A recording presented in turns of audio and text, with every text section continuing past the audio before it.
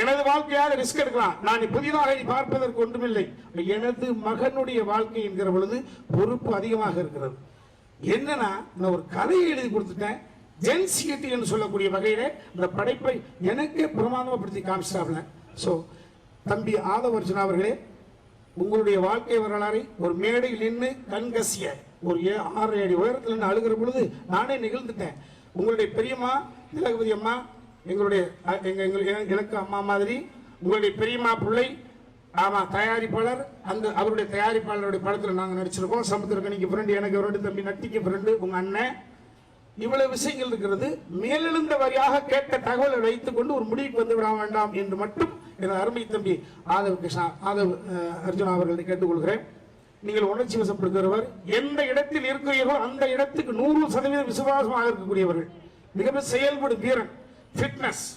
5 வருடத்தில் கண்ணுக்கு முன்னால தாயை தவிக்க விட்டவர்கள். ஆமா, இந்த உணர்வெல்லாம் உள்வாங்கிறவன். சோ நான் யாரை பத்தி கேட்டாலும் பதில் சொல்ல முடியும், அவ்வளவு ஆய்ந்து பார்க்கக்கூடிய இடத்தில் இருக்கிறவன். அன்பு தம்பி அவர்களே, ஆதவ அர்ஜுனா அவர்களே, நீங்கள் சங்கட்டப்படக்கூடிய வகையில இந்த படம் ஒரு நூலளவு கூட இருக்காது.